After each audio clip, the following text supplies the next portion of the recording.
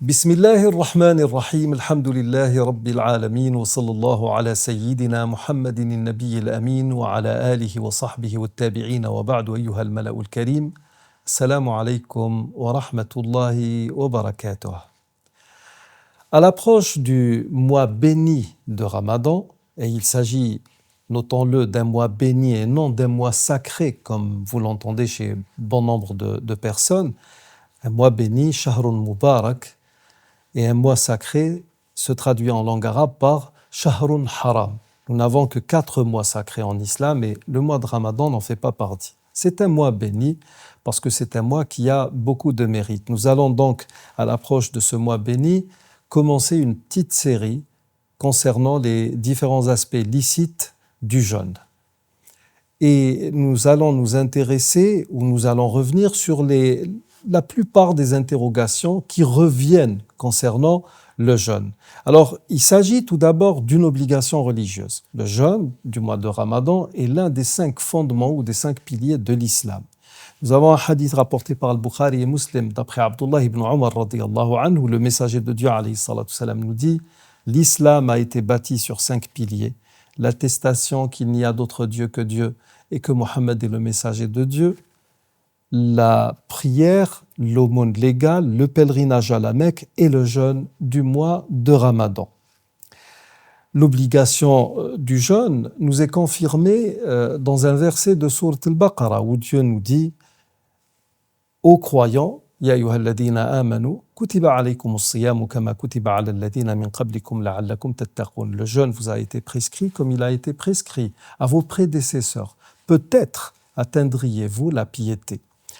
D'un point de vue purement linguistique ou au niveau même de l'étymologie du terme, le mot jeûne tel qu'il apparaît dans l'usage de la langue arabe chez les Arabes de l'ère pré-islamique, c'est-à-dire avant l'avènement de l'islam, vu que c'était une nation ou une communauté de païens qui ne connaissaient pas tellement le jeûne, le mot jeûne s'employait dans le sens d'abstention.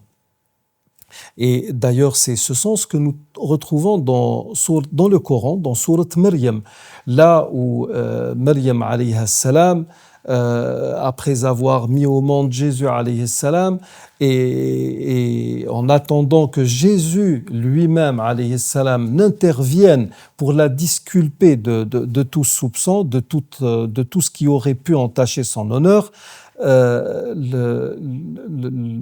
il y a comme un conseil divin qui vient et qui lui dit au verset 26 de sourate Maryam « Fakuli washrabi wa qarri ayna fa imma tarayinna min al-bashari ahadan faquli inni nadartu lirrahmani sawma falan ukallima al-yawma insiya. » Mange donc et bois et que ton œil se réjouisse. Si tu vois quelqu'un d'entre les humains, dis « J'ai voué assurément un jeûne au tout miséricordieux, je ne parlerai aujourd'hui à aucun être humain ou à aucun humain. » Donc, le mot jeûne s'employait chez les Arabes de l'ère pré-islamique dans le sens d'abstention. Sama ani shay, ça veut dire qu'il s'est abstenu de faire la chose, tout simplement.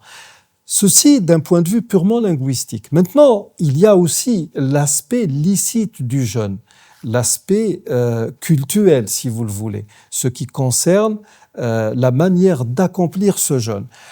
Si nous nous intéressons à deux ouvrages qui font référence, comme par exemple le Minhaj qui est Sharh Muslim, donc l'interprétation du précis de Muslim par l'imam Nawawi, ou bien l'interprétation du précis d'Al-Bukhari par Ibn Hajar al-Asqalani, nous avons 2 grands noms de la théologie musulmane qui nous disent le jeûne est une abstention spécifique à un moment spécifique, obéissant à des règles spécifiques.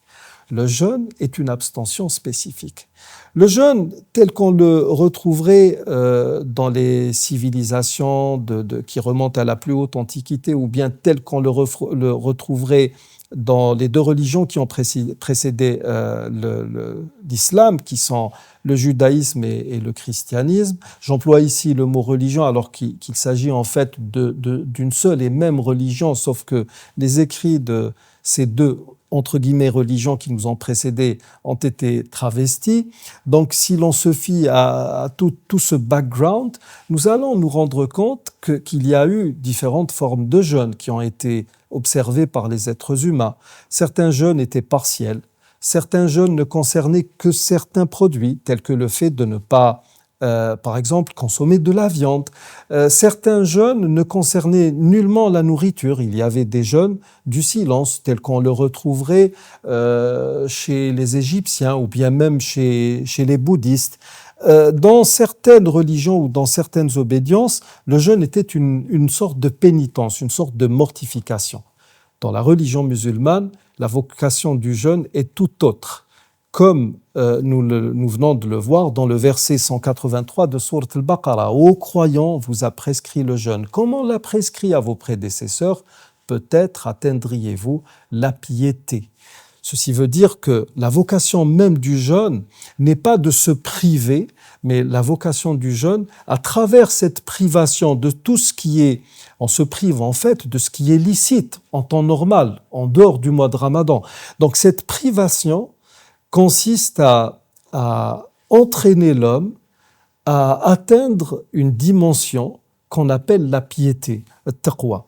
Et le fait de se priver de manger ou de boire ou d'avoir des relations intimes pendant la période d'abstinence qui va de Salat al-Fajr, donc de la prière de l'aube, jusqu'à Salat al-Maghrib, la prière du crépuscule, n'est que la partie visible du jeûne. Parce que jeûner ne consiste pas uniquement à se priver.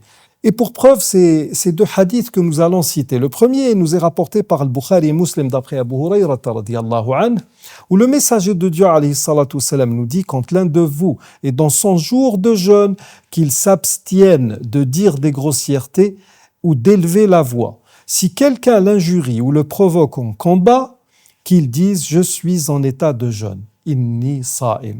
Un autre hadith rapporté par le Bukhari, toujours d'après Abu Hurayrata radiyallahu anhu, nous dit, c'est le messager de Dieu alayhi salatu wassalam qui parle: celui qui ne s'abstient pas de mentir ou d'agir en pur mensonge, Dieu n'a que faire de son renoncement à son manger et à son boire.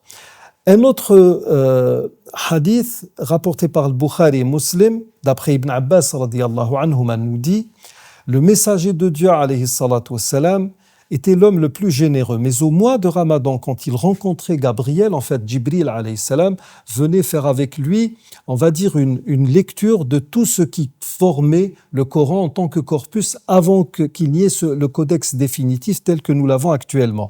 Donc, mais quand il rencontrait Jibril, il était encore plus généreux. Or, Gabriel le rencontrait chaque nuit de Ramadan où ils étudiaient ensemble le Coran. Quand Gabriel rencontrait le messager de Dieu alayhi salatu wassalam, ce dernier était certainement plus généreux à dispenser le bien que le vent qui souffle sans arrêt. Le vent qui va apporter justement, qui va polliniser, etc.